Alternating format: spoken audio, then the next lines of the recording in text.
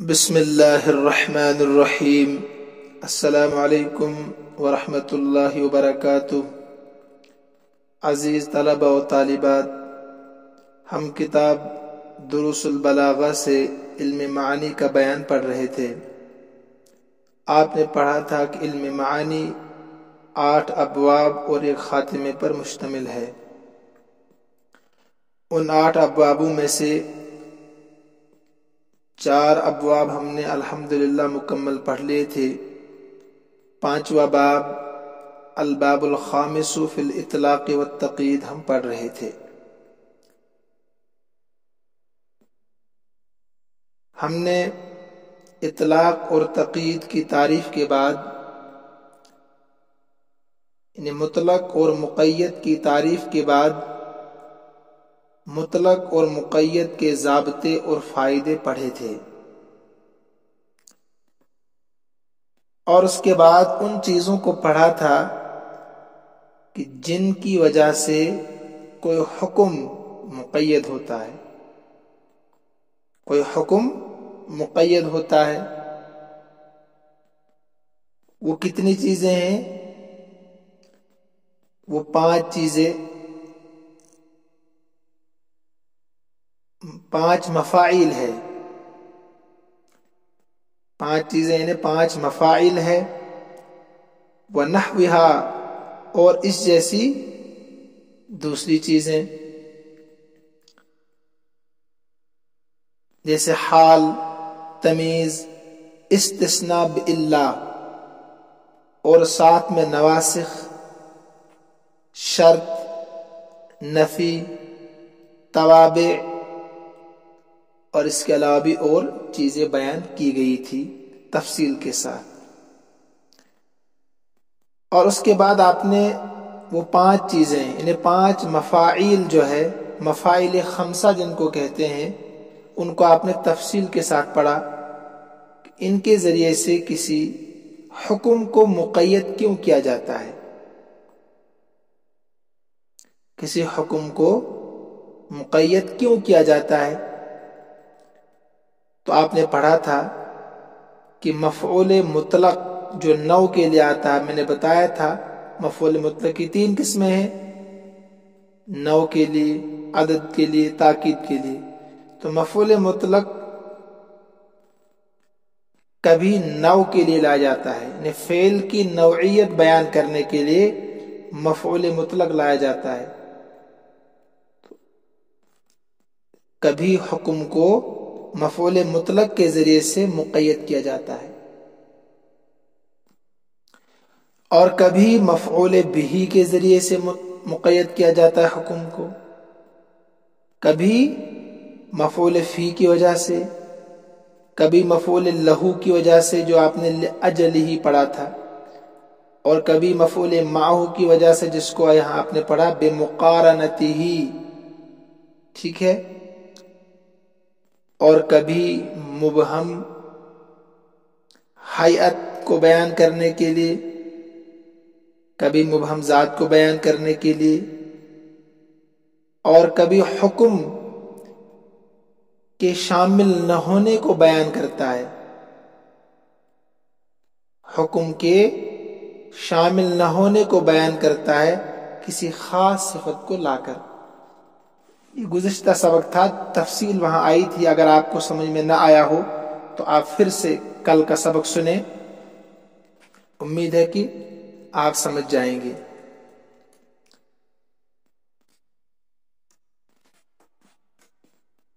اب میں مختصر پھر مطلق اور مقید کی یہاں تعریف دہراتا ہوں تاکہ ذہن نشین ہو جائے۔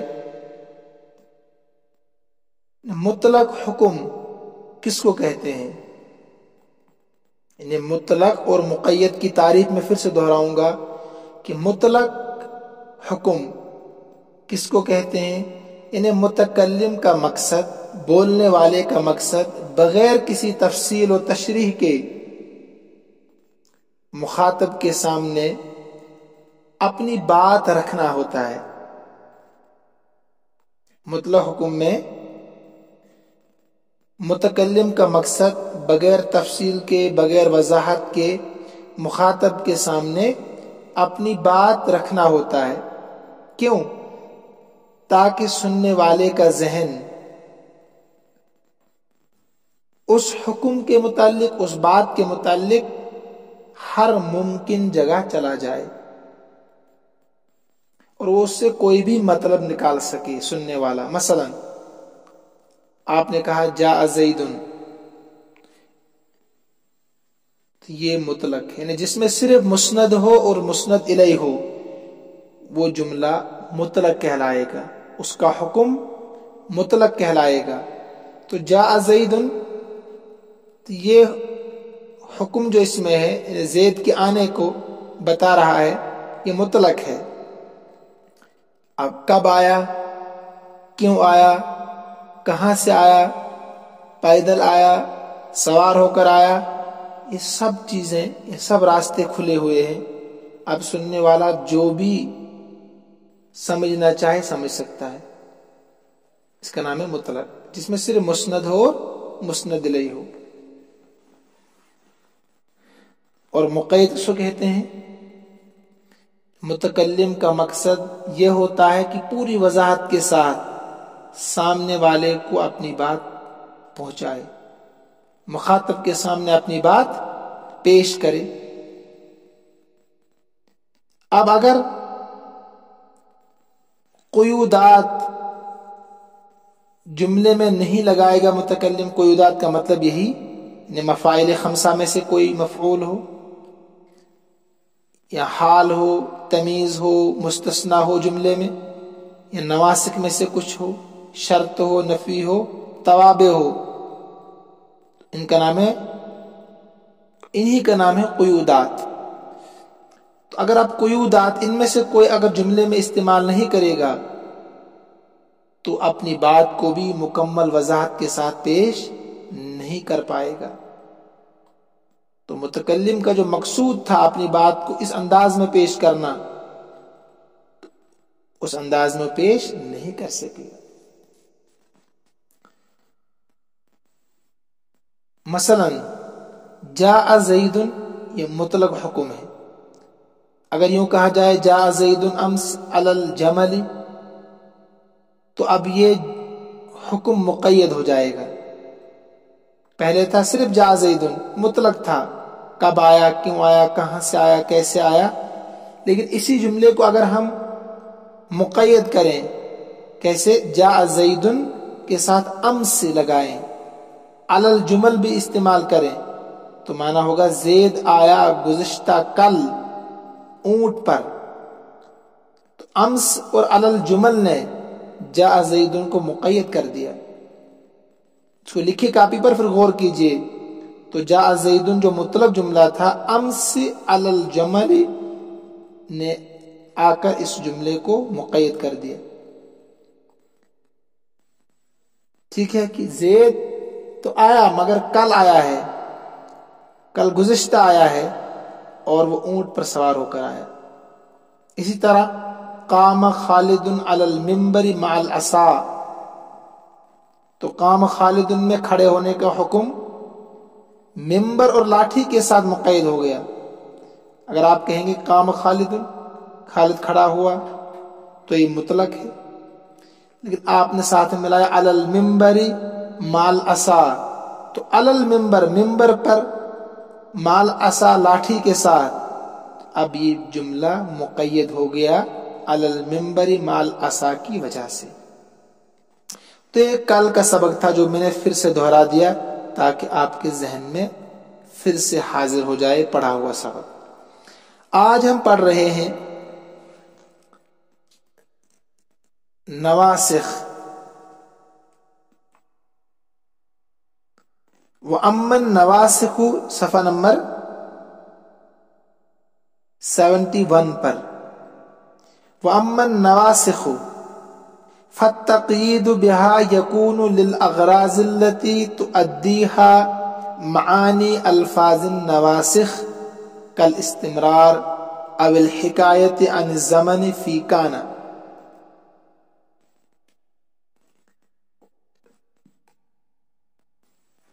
پہلے ترجمہ دیکھیے، وَأَمَّا النَّوَاسِخ، بہرحال نواسخ، نواسخ کیا ہے؟ ان افعال ناقصہ وغیرہ، بہرحال نواسخ، فَالتَّقْیِیدُ بِہَا، ان کے ذریعے سے جملے کو مقید کیا جاتا ہے، فَالتَّقْیِیدُ بِہَا، مقید کیا جاتا ہے ان کے ذریعے سے جملے کو،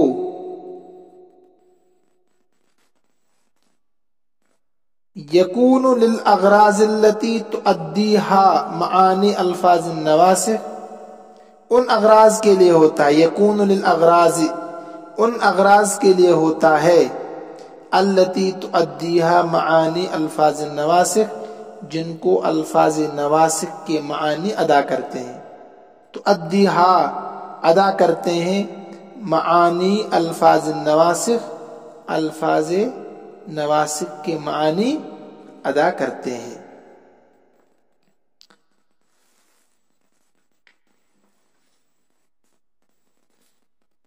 پہلے دیکھیے نواسخ کس کو کہتے ہیں؟ افعال ناقصہ، افعال مقاربہ، افعال قلوب وغیرہ کو نواسخ کہتے ہیں۔ نواسخ اس لیے کہتے ہیں کہ مبتدا اور خبر کے حکم کو منسوخ کر دیتے ہیں، انہیں مبتدا اور خبر پر جب آتے ہیں تو پھر یہ مبتدا اور خبر نہیں رہتے ہیں، کوئی اس کا اسم بنتا ہے تو کوئی اس کی خبر بنتا ہے، انہیں مبتدا اس کا اسم اور خبر اس کی خبر بنتا ہے، اس لیے اس کو نواسخ کہتے ہیں، منسوخ کرنے والے، ٹھیک ہے۔ اب افعال مقاربہ، افعال ناقصہ، افعال قلوب کے ذریعے سے جملے کو مقید کیوں کیا جاتا ہے؟ یعنی جو جملہ مطلق تھا اس کو مقید کیوں کرتے ہیں؟ فائدہ کیا ہوگا اس کا؟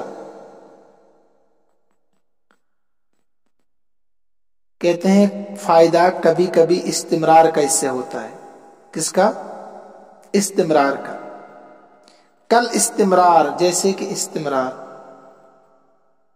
او الحکایت عن الزمن فی کان، یا زمانے کی حکایت بیان کرنا کلمہ کانا میں، فی کانا، کلمہ کانا میں، یعنی کبھی کسی چیز کو مسلسل استمرار کے ساتھ بیان کرنا، ٹھیک، یا زمانے کی حکایت بیان کرنا افعال ناقصہ میں، جیسے کانا میں، مثلا کان اللہ سمیعا بصیرا، اس مثال میں کانا نے استمرار کا معنی ادا کیا کہ اللہ تعالی سننے والا ہے اور دیکھنے والا ہے، استمرار یعنی ہمیشہ سے تھا، ہے اور رہے گا۔ یہاں زمانے کی حکایت بیان کرنا کلمہ ما میں، جیسے کان زید صائما، اس مثال میں کانا نے ماضی کا معنی ادا کیا کہ زید روزے دار تھا، روزے دار تھا، تو استمرار کی مثال بھی آ گئی، کان اللہ سمیعا بصیرا، اللہ تعالیٰ سننے والا ہے اور دیکھنے والا ہے، تو وہ تو ازل میں بھی تھا اور ہمیشہ رہے گا، ہے بھی اور رہے گا بھی، تو استمرار کا معنی بھی آ گیا اور زمانے کی حکایت بھی آ گئی کہ زید روزے دار تھا زمانہ ماضی میں، ٹھیک ہے۔ اس کے بعد والتوقیت بزمن معین، یا حکم کو کسی زمانے کے ساتھ موقت کرنا، موقت کے معنی باندھ دینا، باندھ دینا یعنی معین کرنا، حکم کو کسی زمانے کے ساتھ موقت کرنا، باندھ دینا، اس سے آگے پیچھے نہ ہو، جیسے فی ظل، بات، امسا، اصبح، اضحا، ٹھیک ہے۔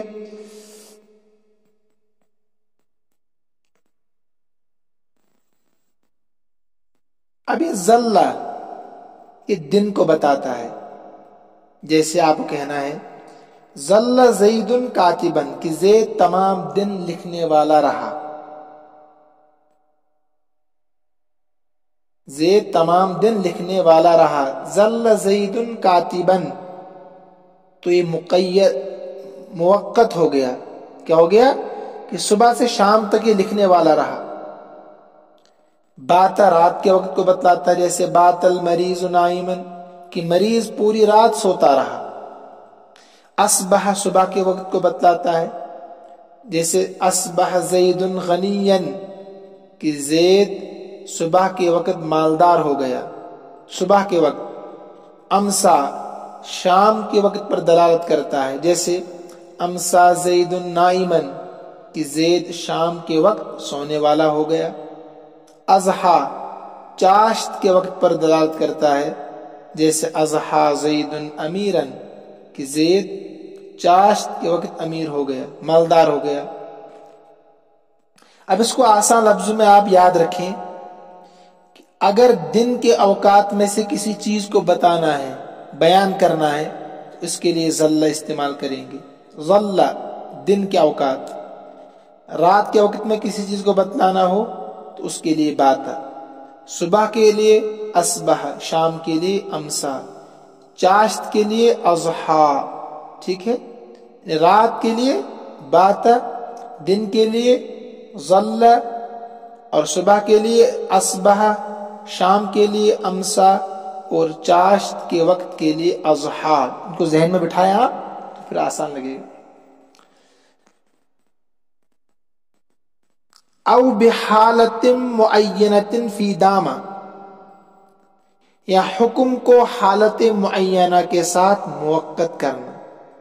او بحالت معینت فی داما یا حکم کو حالت معینہ کے ساتھ موقت کرنا. ترجمہ: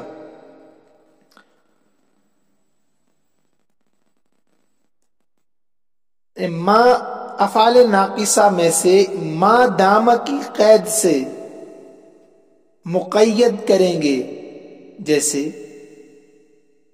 افعال ناقصہ میں سے ما دامہ بھی ہے نا، تو اگر آپ کسی جملے میں ما دامہ کی قید لگاتے ہیں تو گویا کہ اس جملے کو آپ کیا کرتے ہیں؟ مقید کرتے ہیں. قید کر دیا آپ نے، ابھی مطلق نہیں رہا. جیسے اجلس ما دام الامیر جالسا کہ تو اس وقت تک بیٹھ جب تک امیر بیٹھا ہے. اجلس ما دام الامیر جالسا تو اس وقت تک بیٹھ جب تک امیر بیٹھا ہے. تو اس مثال میں بیٹھنے کو جو قید کیا ہے امیر کے بیٹھنے کے ساتھ، جب تک امیر بیٹھے گا تب تک تو بھی بیٹھ، کیونکہ تیرا بیٹھنا امیر کے بیٹھنے کے ساتھ کیا ہے؟ موقت ہے، قید ہو گیا ہے. ٹھیک ہے،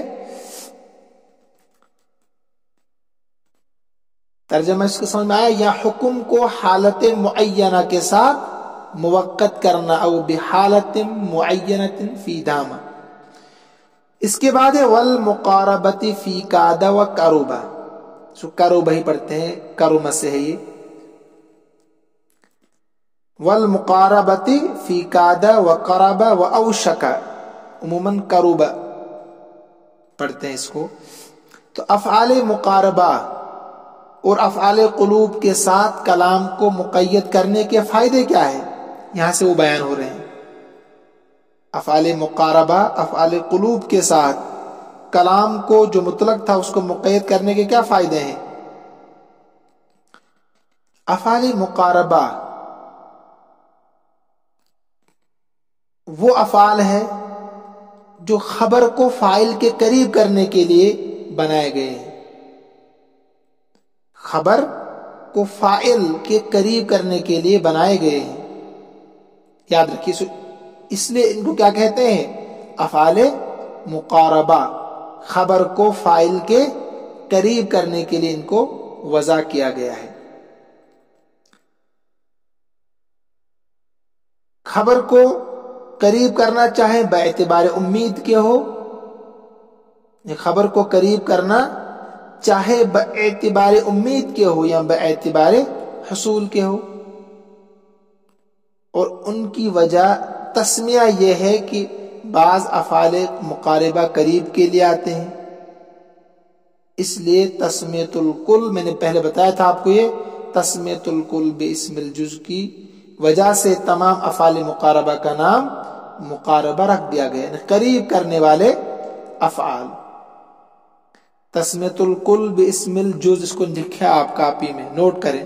اس کا معنی ہوتا ہے کہ کسی خاص ذکر کی وجہ سے، کسی لفظ کے تذکرے کی وجہ سے پورے اس مضمون کا، پوری سورت کا نام رکھ دیا جاتا ہے۔ آپ پڑھتے ہیں سورہ بقرہ، سورہ مزمل، سورہ طٰہٰ، سورہ یاسین، اس میں ایک لفظ آیا ہے یا ایھا المزمل، بقرہ میں ایک لفظ بقرہ آیا ہے، اس کی وجہ سے اس کا نام، پورے مضمون کا نام بقرہ رکھ دیا۔ اس کا نام ہے تسمیۃ الکل، اس اصول کا نام ہے تسمیۃ الکل باسم الجز۔ جیسے کاد طاہر ان یموت، یہ مثال ہے افعال مقاربہ کی۔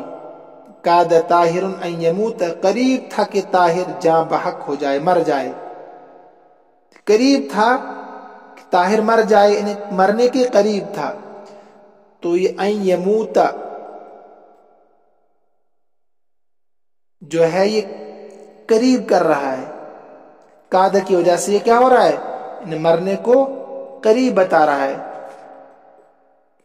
کاد طاہر ان یموت، قریب تھا کہ طاہر جاں بحق ہو جائے، مر جائے، تو یہ کاد کی وجہ سے ہے، اس کے مرنے کو جو قریب بتا رہا ہے۔ اسی طرح والیقین، ان تینوں کو ایسے سمجھے آپ، والیقین، اگر یقین کا معنی مراد لینا ہو تو وجد، الفا، درا، تعلم، وحلم جرن، اس کے علاوہ حلم جرن کا مطلب اس کے علاوہ بھی اور بہت سارے الفاظ ہے جو یقین کے لیے استعمال ہوتے ہیں، افعال قلوب کا استعمال کرتے ہیں، ٹھیک ہے۔ یقین کا معنی مراد لینا ہو، الفا، وجد، درا، تعلم کا استعمال کرتے ہیں۔ ان کو افعال قلوب کیوں کہتے ہیں؟ ان کو افعال قلوب کہتے ہیں، کیوں کہتے ہیں؟ ان کا تعلق کس سے ہوتا ہے؟ دل سے، ظاہری اعضاء سے ان کا کوئی لینا دینا نہیں ہوتا ہے۔ وجد، الفا، درا، تعلم، ان کا تعلق کس سے ہوتا ہے؟ دل سے ہوتا ہے، نہ کہ ظاہری اعضاء سے۔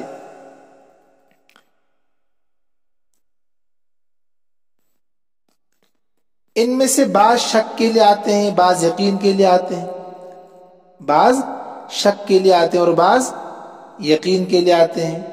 شک اور یقین دونوں دل سے تعلق رکھتے ہیں۔ شک بھی آپ دل سے کرتے ہیں نا، کسی پر جب شک کرتے ہیں دل سے کرتے ہیں، یقین کرتے ہیں تو دل سے کرتے ہیں، اس لیے ان کو افعال قلوب کہتے ہیں۔ کیا کہتے ہیں ان کو؟ افعال قلوب، یاد رکھیے، جسے مقاربہ میں نے سمجھا ایسے ہی قلوب کو سمجھیے، ان کا تعلق دل سے ہوتا ہے۔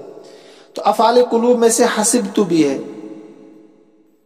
ظننت ہے، خلت ہے، یہ شک کے لیے آتے ہیں۔ اور افعال قلوب میں سے علمت، رأیت، وجدت، الفیت، دریت، یقین کے لیے استعمال ہوتے ہیں۔ کس کے لیے؟ یقین کے لیے۔ اب یہ افعال قلوب جو ہوتے ہیں نا، یہ مبتدا اور خبر پر داخل ہوتے ہیں۔ کس پر؟ جو مبتدا اور خبر ہوتے ہیں انہی پر یہ افعال قلوب بھی داخل ہوتے ہیں، اور دونوں کو مفعولیت کی وجہ سے یہ نسب دیتے ہیں۔ مثلا آپ کو کہنا ہے علمت زیدا فاضلا، علمت زیدا فاضلا، تھا کیا اصل میں؟ زید فاضل، مبتدا خبر تھا زید فاضل زواد سے، جب آپ نے علمت لایا اب یہ مفعول بھی بن گئے، دونوں جو مبتدا اور خبر تھے اصل میں ابھی مفعول بھی بن گئی، علمت زیدا فاضلا۔ اسی طرح آپ تمام نواسق کو سمجھ سکتے ہیں خود ہی، ٹھیک ہے۔ فالجملة في هذا تنعقد من الاسم والخبر او من المفعولين فقط. یہاں سے بتا رہے ہیں آپ کو کہ جب یہ نواسخ مبتدا اور خبر پر داخل ہوں گے نا تو پھر یہ جملہ کیسا بنے گا؟ جملے کو آپ کیا کہیں گے؟ پھر کہتے ہیں کہ کبھی تو اسم اور خبر سے وہ جملہ بنے گا مل کر، مثلا فعل ناقص جب داخل ہوگا اس مبتدا اور خبر پر تو وہ کیا بنے گا؟ پھر آپ کہیں گے کان زید عالما، زید کانا کی اسم اور عالما کانا کی خبر. اسی کو کہہ رہے ہیں کہ جب یہ نواسخ جملے پر داخل ہوتے ہیں تو پھر ترکیب میں کیا بنے گی؟ کہتے ہیں کوئی اسم بنے گا، کوئی خبر بنے گی، اور وہی نواسخ اگر مبتدا اور خبر پر داخل ہوتے ہیں تو کبھی وہ مفعول بھی بنیں گے، جیسے ابھی مثال آ گئی. تو یہ بہت آسان ہے کہ جب نواسخ مبتدا اور خبر پر داخل ہوتے ہیں تو کبھی تو وہ مبتدا اور اسم جملے کے لیے، نواسخ کے لیے اسم اور خبر بن جاتے ہیں اور کبھی مفعول بن جاتے ہیں. فالجملۃ فی ھذا، تو جملہ اس میں، کس میں؟ نواسخ میں. نواسخ کے ذریعے سے جب جملے کو آپ قید کریں گے اس صورت میں کیا بنے گا؟ وہ مبتدا اسم اور خبر سے مل کر جملہ بنے گا. میں نے مثال دی کان زید عالما، آپ کہیں گے آپ ترکیب میں کان فعل ناقص، زید اس کا اسم، عالما اس کی خبر، یا دو مفعولوں سے مل کر بنے گا. ابھی مثال آ گئی علمت زیدا فاضلا، علمت فعل، انا ضمیر فاعل، زیدا مفعول به اول، فاضلا مفعول به ثانی. فاذا قلت، جب تو کہے گا ظننت زیدا قائما،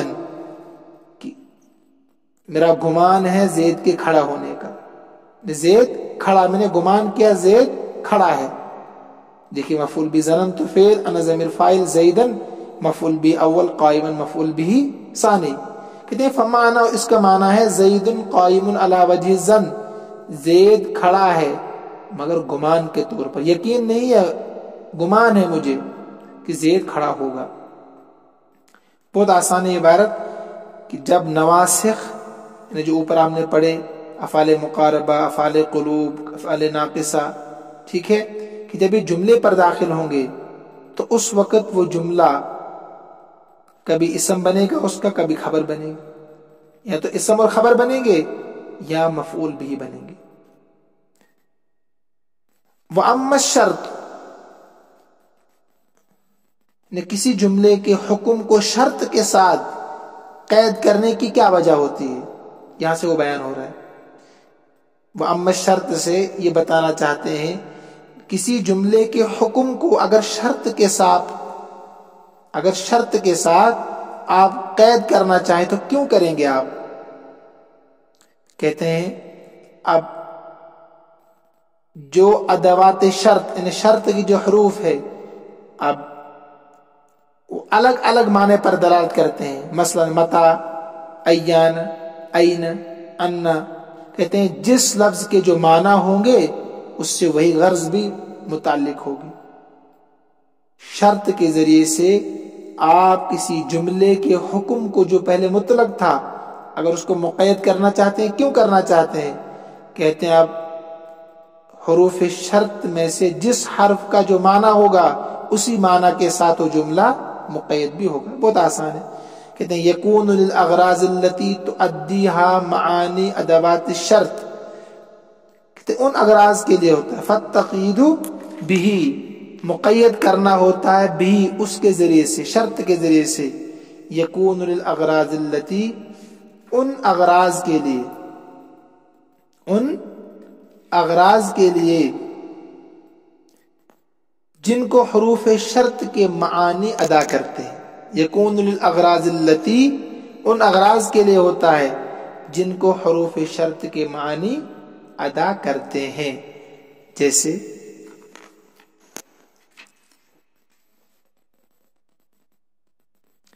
الزمان فی متا و ایان، جیسے ظرف زمان متا اور ایانہ میں، جیسے ظرف زمان کا زمان، جیسے کہ ظرف زمان فی متا و ایانا، متا اور ایانا میں، والمکان اور ظرف مکان، این اور انا میں، اور حیثما میں. ظرف زمان میں متا اور ایانا آتے ہیں، اور مکان میں این، انا اور حیثما آتے ہیں. اور حال کیفما میں، والحال فی کیفما.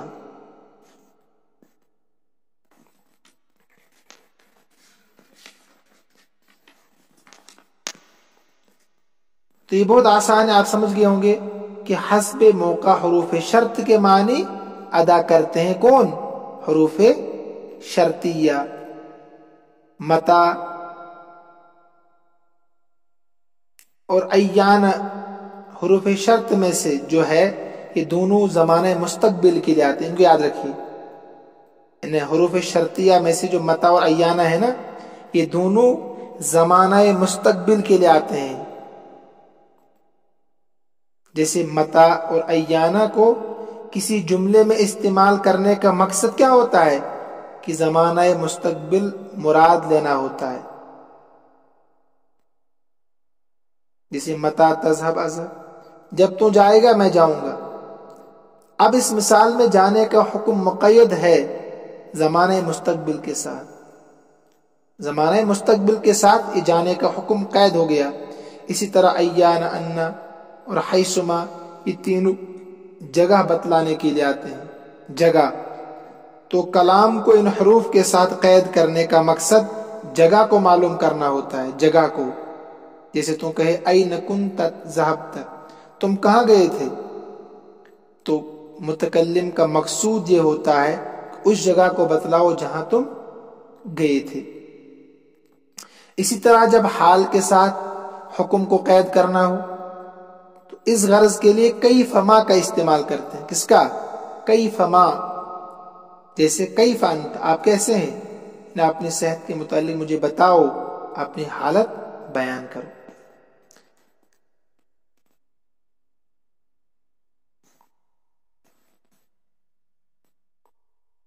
یہاں سے جو آگے ہے وَتَحْقِيقُ الْفَرْقِ بَيْنَ الْأَدَوَاتِ،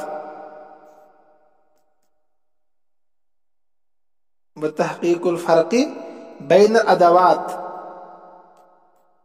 حروف شرط کے مابین ایسے فرق بیان کر رہے ہیں. حروف شرط جو بہت سارے ہیں ان کے درمیان فرق بیان کر رہے ہیں. کہتے ہیں یذکر فی علم النحو،